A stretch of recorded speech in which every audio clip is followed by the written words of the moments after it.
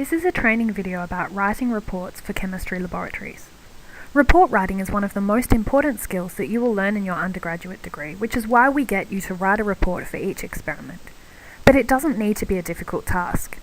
In this video, you will learn what should go into a lab report. You will need to watch this video and complete the quiz below before you can submit your first report. You can take the quiz lots of times, but you must obtain a mark of 10 out of 10 before you can continue. All report submission takes place through Blackboard. You will not be able to see the report submission folder until you have completed the quiz associated with this video. You must also read and check the plagiarism acknowledgement before you can submit a report. Once you have done that, the report submission folder will appear. Inside that folder, you will find folders for each experiment. And inside each folder, you will find Turnitin drop boxes. You must take care to submit your report to the correct folder and Dropbox. If you do not do this, your report will not be marked on time and you may lose marks. Submit your report by clicking on View or Complete for the correct folder. This is what the report submission folder looks like. You can view the marking rubric by clicking here, and this is what you will see. When you want to submit your report, click on this button. The report submission folder is also where you come to view feedback for reports that have already been marked. Once you've uploaded your report, you will receive an email confirmation. It's your responsibility to ensure that you have received this email confirmation. If you have not, then make sure you have correctly uploaded your report. After your report has been marked, you can access it from the Turnitin folder and see your feedback. There are two ways of getting feedback. First, you will notice that there are comments on your report. If we zoom in, you can see that the comments are either speech bubbles or short phrases. You can hover over these to see the comments beneath. The second way to get feedback is to click on the rubric symbol on the bottom right-hand corner. This will bring up the breakdown of your marks for the report. So that's how you can get feedback through Turnitin. Make sure you do check your report feedback to make sure that you can improve for next time. For the rest of this video, we're going to go through the sections in the report and see what is expected for each one. This training is going to be based on an example experiment which involves the synthesis and study of fluorescent molecules called coumarins.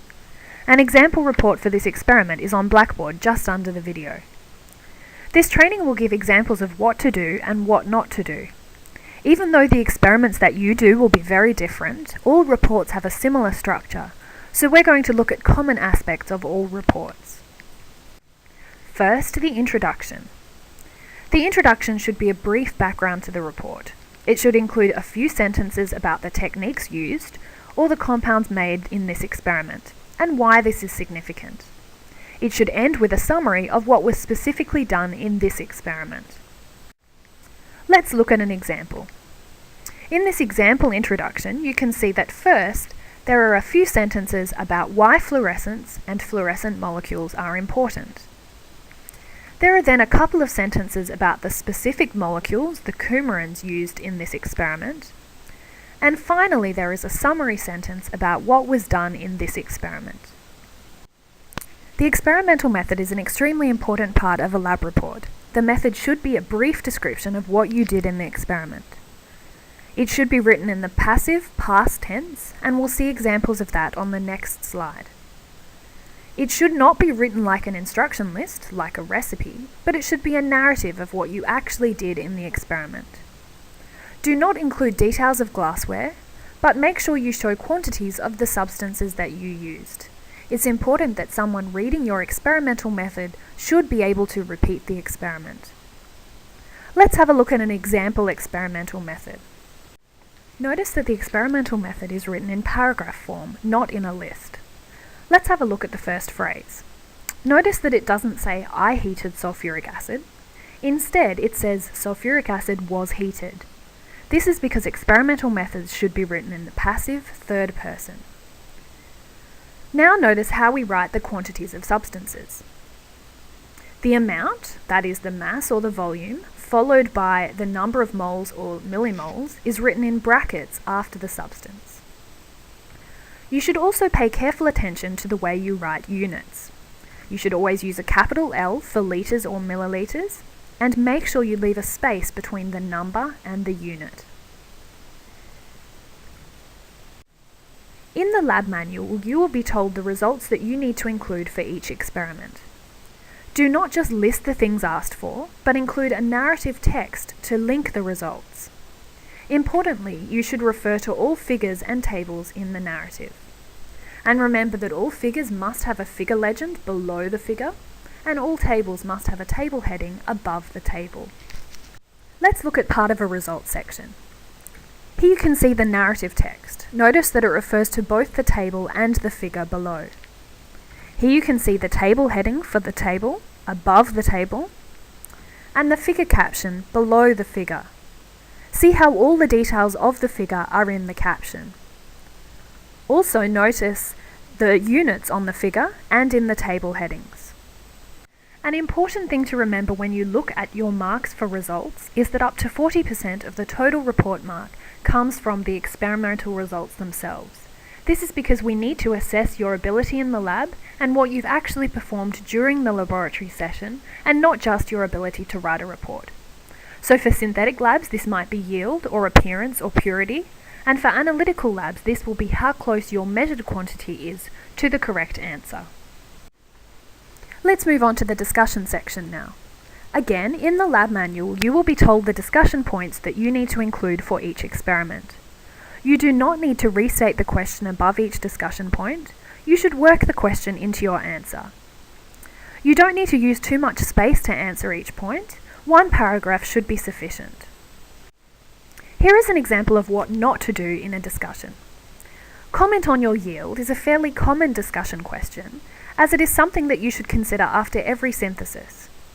In cases where you are asked to comment on your results, whether it is precision or accuracy or yield or purity, you should try to present two reasonable explanations based on your experimental technique. Don't just blame the equipment or the students around you. There are probably things that you could improve in your technique. So you should be able to see why the answer given here is not sufficient. For a start, it's written in the first person, and it only provides one, not very good explanation for the loss of yield. So make sure you keep this in mind when you have discussion questions like this to comment on. The conclusions, again, should be brief, but should be a clear summary of the experiment and its value. Start with a brief summary of what this experiment was about. Then have a sentence or two drawing out what your results show you, and then end with a sentence identifying the importance of the experiment itself or of the experimental result. Here is an example. First, we have a sentence summarizing what was done in this experiment. Then we have a sentence summarizing the conclusions that we could draw about the effects of structure on color. Finally, we have a sentence summarizing why the results obtained here are important for the application of this type of chemistry. The final mark for the report is an overall mark. We expect you to be able to produce a report that is free from grammatical and spelling errors, so make sure you proofread your report before you upload it. You should make sure that your use of chemical symbols, chemical names, and significant figures is correct. You should also take care with the layout. Make sure that your report has a title and that each section has a heading.